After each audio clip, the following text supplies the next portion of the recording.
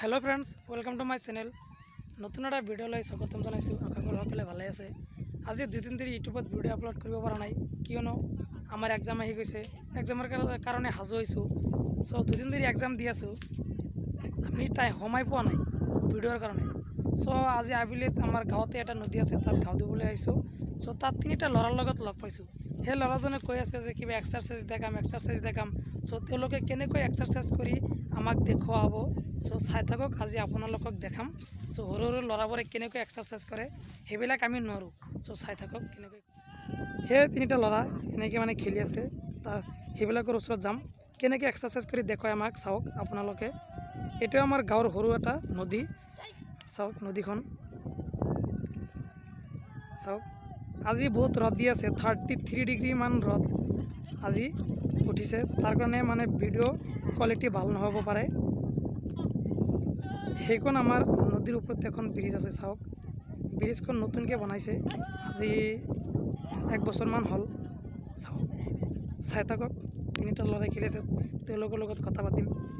চাওক ফ্ৰেণ্ড তেওঁলোকৰ কি অৱস্থা মানে আজি তেওঁলোকে নদীত আহি গৈছে কিবা এক্সাৰসাইজ কৰিবলৈ তো তোমালোকে কি ব্যায়াম কৰিব পাৰা আমালোকে উল্টা দামটো দি দেখাবলৈ আশা কৰিছিলোঁ চ' ক'ত দিবা ঠিক আছে আমি ৰেডি হৈ আছোঁ মানে উল্টা দাম কেনেকৈ দিবা আমাক দেখাবা হা ওকে ৰেডি সিহঁতৰ পৰা এজন ৰেডি হৈ আছে মানে এতিয়া সি ব্যায়ামটো দিব চ' দিয়ক ধুনীয়া আৰু এজন আহা ধুনীয়া হৈছে মজা দি থাকা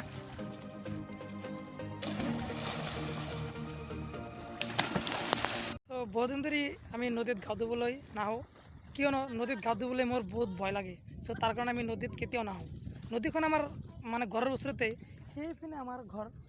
চ' আজি ভাবিলোঁ যে আজি নদীত যাওঁ মানে অলপ গা ধুই আহোঁ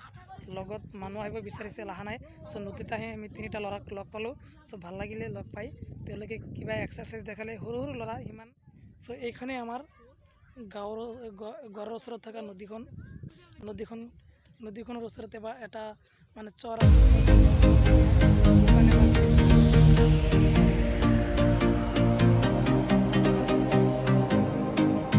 ইতিমধ্যে ইউটিউবত দুটা ভিডিঅ' আপলোড কৰিছোঁ চ' এতিয়ালৈকে কোনো ধৰণৰ ভিউজ অহা নাই তথাপিও মোৰ মনটো বেয়া হোৱা নাই কিয়নো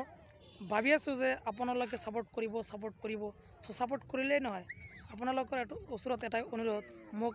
ছাপোৰ্ট কৰিব আৰু মোৰ ভিডিঅ'খিনি চাব আৰু ভাল লাগিলে শ্বেয়াৰ কমেণ্ট এণ্ড ছাবস্ক্ৰাইব কৰি দিব চ' আজিৰ পৰা আপোনালোকক ব্লগ দিবলৈ চেষ্টা কৰিম ভাল ব্লগ দিবলৈ চেষ্টা কৰিম চ' এই ভিডিঅ'ৰ মানে কোৱালিটি ভাল নহ'লে বেয়া নাপাব তাৰ কাৰণ মোবাইলখনৰ দাম সিমান দাম নহয় চ' কেইটামান ভিডিঅ' দিয়াৰ পিছত মানে আমি ভাবি আছোঁ যে এটা মোবাইল কিনিম চ' আপোনালোকক ব্লগ দিম আৰু ভাল কোৱালিটিৰ ভিডিঅ' দিম